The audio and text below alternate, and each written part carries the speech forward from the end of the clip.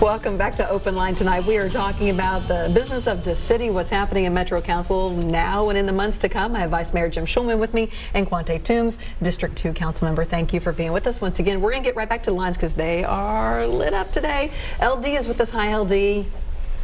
Hey, how you doing, guys? Great. I want to go ahead and blah about North Nashville. This place is a wonderful place to live. I remember back in like the early 1980s, Sunday dinners at Grandma's house, and I can even remember getting up and getting dressed every morning, going out to school in this community.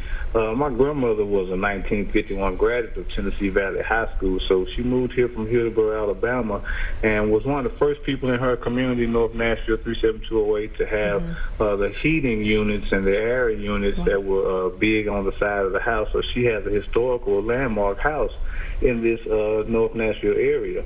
But the crime rate and this incarceration rate, a lot of times we don't miss out on the chance to tell the story. But they used to get these kids and these guys who were doing all kind of crimes right off the corner of the sidewalk. A lot of these high incarceration rate were easy because they were putting themselves outside in the streets, and then the cars became the cops, and the cops became the takers of the people up off of the streets. It wasn't due to a lot of displaced people running around this area just causing havoc. It was very easy to go to prison here because you would have your drug or your crime happening right outside on your sidewalk. And we had a lot of things in the streets of North Nashville pertaining to bloodshed. Very sorry for those lost ones. But what I want to just discuss within North Nashville is why was the displacement so far and so graphic to us during the times where we had no communications in Davidson County? A lot of these big-time companies that went under Bell South and Southern Bell and all the mergers, the Sonys and all these different things that came through here, we were left hanging dry. And you can see those tar pits coming off the side of those stationary poles so badly where there has been no activity going on, and we're raising our children in this situation. And our children are not listening or not responding to it because there was a deafening area in incarceration, fathers being separated from sons and so forth, mothers being separated from sons and so forth. And this is continual. So a lot of this is due to just a lot of areas where we don't see where they lost out outside, not so much just in Nashville's, government. Yeah. LD, thank you so very much. And let's just jump into this. What LD's discussing, what we've touched on just a bit here. I want to talk about this report that came out in the Washington Post. It cited a study that it said in a number of zip codes, 37208, which is in North Nashville being one of them, future incarceration's top 10%. It's actually 14% in the zip code. For instance, 1 in 7 children, male or female, born in North Nashville, Tennessee between 1980 and 86 could expect to end up incarcerated on any given day in their early 30s. The highest rate in the nation, and it was actually 14% in 37208 in that zip code. The study's authors really didn't dive into why this was the case, but they talked about solutions to keep this from happening in the future. As a member of this community, as the leader in this community, how do you respond to this study? What are your thoughts? Well, my first thought is, yes, there is crime in 37208, just as there's crime in every other zip code.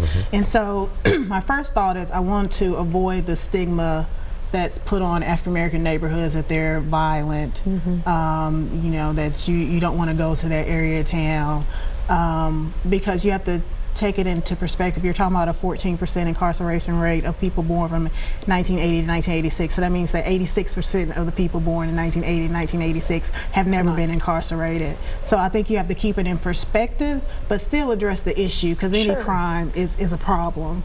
And so I agree with the LD, the caller, that our area has been neglected for so long, and there's so many issues, so many reasons that underlie why there's that incarceration rate that's high relative to other areas. You know, when you see that your area is being neglected, that can impact how you feel about yourself. Yep. That, you know, the government doesn't care about you. You know, there's no help in your area. You don't see prosperity in your area. So as a kid growing up in that area, you can feel like there's no way out. You know, in the 80s, there was a crack epidemic that, you know, affected so many families. Yes. And there wasn't and generations. Yeah. You know, there wasn't the treatment that you see now with the opioid crisis that wasn't done for the crack epidemic because it had you know, it affected majority African Americans. So there are just so many issues, but like I stated, I don't want that stigma to be there that this is a black issue, or oh, those, you know, that black area of town is violent. Let's address the issue, but keep it in perspective. What do you see as the biggest issues that you hear from your constituents in this area? What are they worried about? What do they want so that this area can prosper?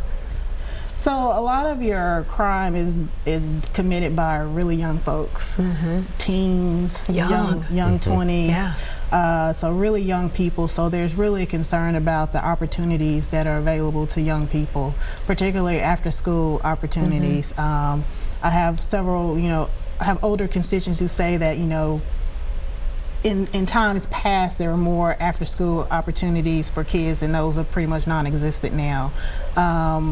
A friend of mine who actually helped me out on my campaign, she works for the juvenile justice system, and she says they're open 24/7, but you know, community centers are not. Not exactly.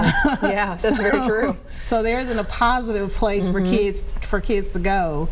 You know, you have a lot of parents that may have to work 2 and 3 jobs to make ends meet, so kids are unsupervised. So there really needs to be opportunities for children, after school programs, jobs, to keep them occupied and to keep them off the streets and doing negative things. Yeah. Let's go back to the lines. We have Jamal waiting ever so patiently. Jamal, thanks for joining us. Hi, how you doing tonight? Good. Thank you for calling in. I was calling in on the body camera situation about the budget at 26, 28 million. I mean, I don't understand that number from, but at the end of the day, how much is the price on a life? And I mean, because this is protecting the police and it's protecting the public. And I mean, we don't want our officers hurt, and we want, you know, transparency in the city. And I mean, just to touch on that, and then North Nashville, love it. I love going out there. It was one of the first places I came to when I came to Nashville, go to TSU. I think it's historically one of the cornerstones of the city. You know, but Nashville has a problem with the culture of the city. It's like it's on a push country. Nashville has a great root in blues and all kinds of music, and it's having the same problem Detroit has. Detroit didn't have to fail from the car. They have Motown. They could be like Vegas. So could Nashville. It has to be welcoming to all of the people of the city, not just one culture of the city. And that's the big thing going on in Nashville. It's only welcoming. Right now, this is TSU homecoming weekend. You got, you know, probably 50 to 100,000 graduates coming back to this city. And do we see open arms for it? We don't. And I mean, it's no news, no OpenLine, no about TSU homecoming on the news at all. And I mean, and TSU is a cornerstone of this community, has helped build this city. So thank you, let me have them comment.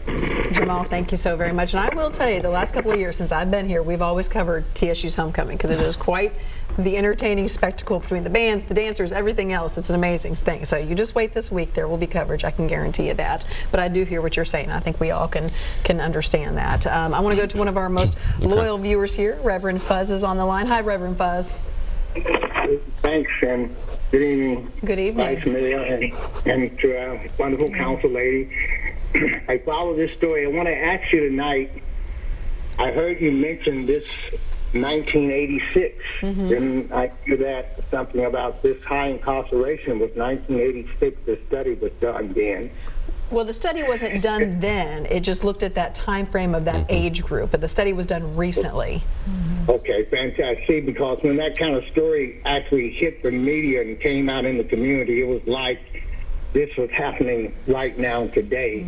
Well, that's the age of the kids. Yeah, I'd like to know what those are. But I did ask our district attorney, how many people did he prosecute as felons in a year, African American, and his answer was about 1,000.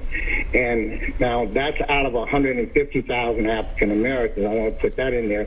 I also want to throw out there that TSU is listed, if you'll ask Google, it's one of the top safest colleges in America. It's the safest public university in Tennessee, and you can verify those kind of things. I don't think that gets out there a lot, and I've heard a lot of pushback over the couple of days. And the crime in North Nashville, let's compare that to the numbers of people and how do we fix that crime. We got great police personnel, professionals, commanders, chiefs. Those men are brilliant in this community, and I just think that we need to get more support for public safety. And that $28 million for body cams, I'm not sure I like that idea as much as I would like to have a police department that you didn't need body cams for. That we could maybe use that to create that kind of thing. But those are just some of my thoughts. And we got some issues. I'm anxious about the upcoming council and your leadership, Mayor and Ms. Toombs. I think we can do it in Nashville. This is a good place, but we've got schools that have 25% special need children. We need to fix those kind of things. And let's not talk about the past so much. Let's just fix it for the future.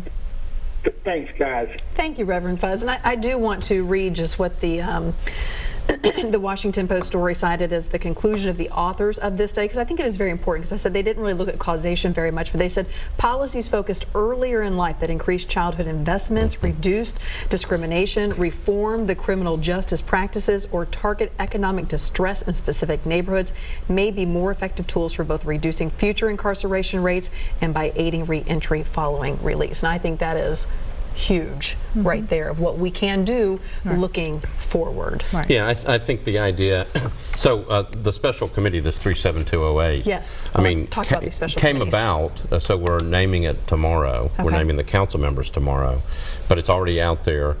It was 37208. What's going on? Why is this rate so high?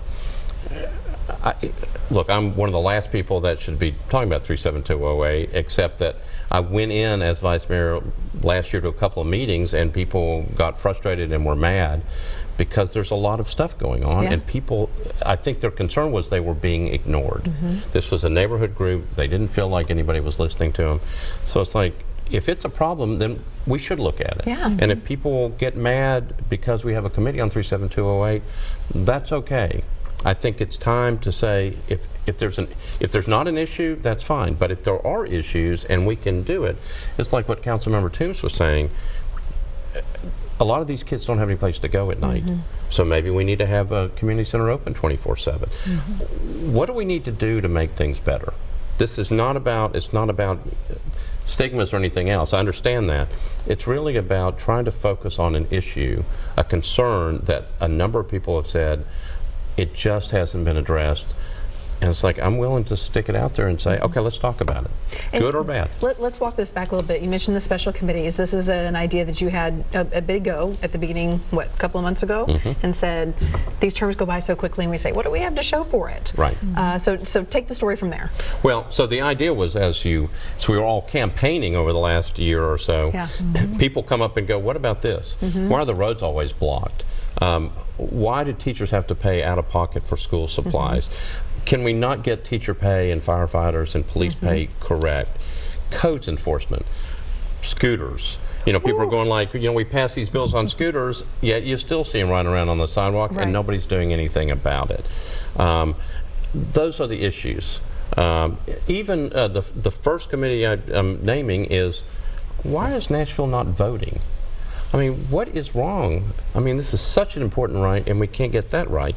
So what we did was we picked 8 special committees that will meet for the next 3.5 months, announced tomorrow, that are going to look at specific problems. It's not, what do we do about affordable housing, because it's such a broad topic. It's more like, let's focus in on specific things, and one of the committees is 37208. It's, you know, highest incarceration rate based upon that study that came out. What do we need to do about it? Let's not ignore it. Let's not ignore any of these problems. Let's try to get in there and let's look at them for the next 3.5 months. It's a short time frame, but it's done so that if we need budgetary items, then we can get them in the budget for next time. We're going to put council members and citizens on these things, and they're going to try to work together and try to figure out solutions to the questions. Some concrete, doable solutions, not these big pie-in-the-sky ideas, right? That's correct. Yeah. So, if street closures, you all did an investigative story already just a on couple it. of weeks, yeah. And it turns out that, the question is, are all them, we all run into them. Right. It's like I'm driving down the road and the next thing I know, there's a street closure. It's like, where was the sign? And it looks like somebody just stopped and decided to stop traffic. And that's what we found. And Many that's what you contractors found. were doing, where they were not buying permits, they were not paying for them, they were just shutting down roads. So people get frustrated. These are specific things that we can deal with and hopefully get specific answers and get them cleaned up. Okay, when we come back, I want you to tick off these committees, but we do have to take a commercial break because we're already past the half hour. Stay with us. We're coming right back.